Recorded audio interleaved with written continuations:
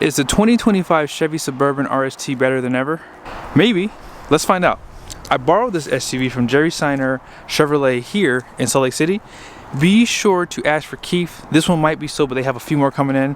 Let's go ahead and check out some of the pricing on this one. As far as the window sticker goes, they don't have any information online quite yet, but this is the iridescent pearl. It has a 5.3 liter, and you guys can see the Philly coming numbers right here. And this one is priced for MSRP at $79,840. The RST is the perfect balance of sportiness and luxury. And for 2025, they did refresh the front end, and the iridescent pearl looks perfect on this one. Now, as far as the headlight design goes, they do give you full LED, and for this year, it does have animation, so you might be able to see it better on this side. Pretty cool. Blackout on the grille, and this one does have a camera right here. Front parking sensors, adaptive cruise control, active grille shutters. You can probably see them pretty much closed off out back, which is going to help with aerodynamics and fuel economy. And then here's a quick look at that suspension. So double wishbone, and you have a little bit of aluminum on that top control arm and the steer knuckle in there. Coilover setup, and they do stiffen that bottom one right there. So this is going to handle well on the road, and it's going to have good comfort as well. They do provide a fabric material for the liner, and then here are your tires. RST does come standard with 22-inch wheels, and for 2025 you can now get 24s. 6 lug, and they are wrapped in a Bridgestone tire, 275/50/22, and this is a Lenza. 4 piston brakes, and then more parking sensors off to the side for pulling into the garage. And notice how they kind of stamp a design here that looks like a fender flare. On the mirrors, they give you some painted features with some black accent, which looks really good. And then stepping back, just take a look at the side profile of it. Fixed running boards. You have the smart key on the front and rear doors, and you have more blackout for your badges right there. All the trimming on the windows and on the roof rails are going to be blacked out. Normally we see chrome on the other trim levels. Independent rear suspension, and more sensors out back. And then this is where you're going to fill up at. I believe it's a 26-gallon fuel tank. I'll put it here. I can't remember off the top of my head. And then out back, you guys can see they did restyle the taillights, and now you have full LED. And as you guys saw on the front, they also give you the animations for these taillights. So pretty neat there. RST badge. You have the quad exhaust out back. They do hide the hitch. A little bit of plastic trimming down below, and then you have more of that painted black trimming right there. You can see the parking sensors, and I always forget this is here, but you can pop this open, and I like that feature that they give you. Also, when you don't get black, you guys can see you have this black trimming right here, and it really does finish off the rear too. I like the overall design of that. They hide the windshield wiper in the rear, which cleans up the rear too. They have a sprayer for that camera, and power lift gate. For 80 grand, that's obviously going to be there, right? Tons of storage behind that third row, and that's why you buy Suburban. This floor does give you some storage below. Tie downs. You have your power third row. You can also drop down the second row too, if you like. 120 volt power plug right there.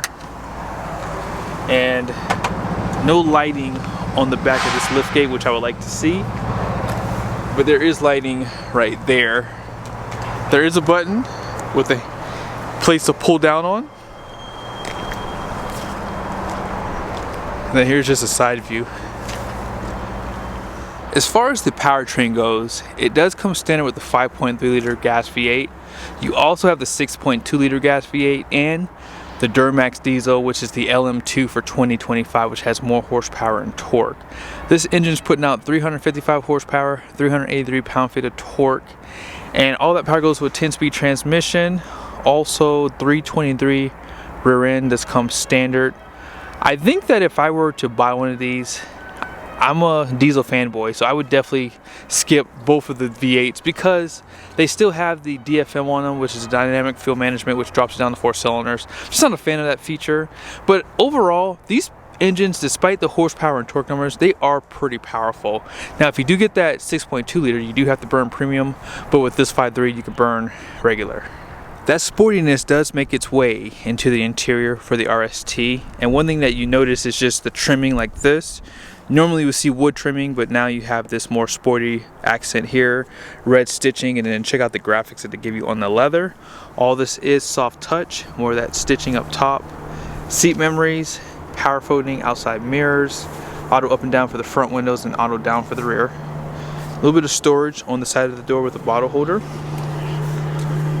Chevrolet badge there. 10-way seats, more red and gray stitching and more accents on this interior as well. And this does have a tilt and telescoping steering wheel. And then here's some of the controls on the side here. Let's go ahead and check out the passenger side. If you don't want the black interior on the RST, you are out of luck because this is the only way it comes. Now, I would like to see a lighter interior color with the same sportiness, but I don't think we'll see that anytime soon. On the center console, you can see some of the stitching right there. More of that graphic on that leather. This is all soft touch up here.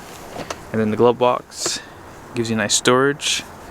Also, there's storage on the side with leather right there. Out back, you guys saw the Bose speaker, so it's going to be a 10-speaker Bose. No curtains, which I would like to see at this price point, standard. You have the seat back pockets here. Outboard heated seats, Type-C USBs, and you have a 120-volt power plug down below. There is a button on the side right there, and it will drop down the seat for you. Now, you still will have to pull this guy to pull it up. Not a huge fan of this design. There's definitely better options out there. And overall, this is decent back here. I mean, this is a big SUV, and they give you a lot of nice features. They're probably still the #1 contender in the market. Here's some of your cup holders and storage. Type-C USBs. Now, what's interesting is they do give you different, or at least I think they give you different air vents compared to the LT model. I'm not sure why they would do that. But here's some of those controls right there. Cup holders. And this is a 60-40 bench. I would like to see it's a 40-40-20. And that way the center seat can come down if you need to put something like long inside of here, but still keep the second row up. Twin panel moonroof right there. Let's go ahead and jump back over to the driver's seat. I didn't mention this in the last video I did on the 2025. This is a thick steering wheel. I may need to go back and put these up against the 2024s because I don't recall the steering wheels being this thick. And I like that. I like how big they feel. I think most people will too. 11-inch screen right here. Then you have a 17.7-inch screen. And then here's some of the buttons on the steering wheel. There's also some buttons on the rear of the steering wheel too. Paddle shifters are on this level for trim. And let's go ahead and check out your new gear shifter. So they got away from the buttons and the pull function that they had. I didn't mind it, but it does clean up the dash for sure. But if you pull it towards you, push up, you have reverse. So you guys will see that 360 camera view. You can see forward. This is actually backwards, but this is forward here. You can see overhead on this screen too. Side view, they have that. If you need to hitch up, they have this. And if you want to turn off a few functions, they have this menu here under this like little nut that they give you. Now this screen is definitely well thought out because you still have the pertinent buttons down below. So if you want to turn off your heated seats, easy to do. Or if you just want to control your climate outside the screen, you have that feature. And they give you a more intuitive look at your climate control too on the screen. If you hit the home button, if you get lost in here, that's how you kind of find where you're supposed to go. I do like the vehicle status. Now for some people this is going to be a learning curve because the gauges, this is what I like here. I like seeing a bunch of gauges, but I use my trip information pretty regularly. So now it's in this screen, and if you want, you can push it over to this screen. Let's go ahead and do it. I'm going to hit add to driver display. So you can see right there. Here's what else you can do too. Like for me, I like to see temperature. So I might actually put something like this in here for myself. I like to see that the transmission. They do give you like other gauges, like you can see your coolant gauge, but you don't have like a number in there. So with this, you get a number. So I like that they did that. Heads-up display is available for this trim level 2. Now there is a button right up here, and if you push it, it does give you this clean screen here. If you push it again, it pretty much turns it back on. You can move things around inside the screen too. Like, so for some people, if you have an Apple phone, you might want to put that right there. That way it's easy to get to and you just remember where it's at. Your camera's in there. If you swipe over, you have a few more things that you can see. You might even put some things from this screen on the other side because you may not care about your trailer if you don't plan on towing. But down below here, wireless charger, 2 USBs. You have a Type A and a Type C to the right. Cup holders. And then here's just a quick look at this center console. And USBs, removable tray, deep storage. I don't see the, oh actually this is illuminated, so you can see the light right there. So that is illuminated. And roof black with this interior, which looks great. Vanities on both sides. And then here's some of your controls for like your seats. And then for the rear lift gate. You also have this power screen for your twin panel moonroof. I would like to see a third panel for that third row area, because it's always nice to have a glass back there for your kids or for adults if they're sitting back there. Now, last thing I'll go over, here are your stocks. You already saw that one. And on this screen here, this button will control what you see. So you can pretty much change up all this information. You have your navigation right there. So full screen. And then you have a few more menus. This is a clean screen that you can put up in there too. And that's pretty much it. Here are the numbers on the door. The gross axle weight rating is going to be 3,800 pounds up front. The rear is 4,300 pounds.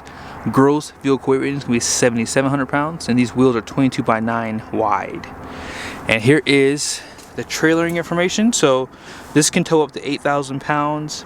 1,555 pounds of payload, and gross combined weight rating is going to be 14.5. Here is the yellow sticker showing you the tire pressure, 36 all the way around.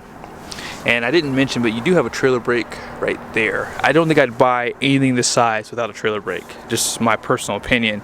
Hope you guys liked the video. I think that the RST is going to still remain one of the more popular trims because you get a lot for the money and you don't have to add to the styling because it already comes standard. Hope you guys liked the video. If you would like to purchase a new Chevy Suburban, be sure to check out Seiner here in Salt Lake City. Let them know you saw the video. See you guys soon.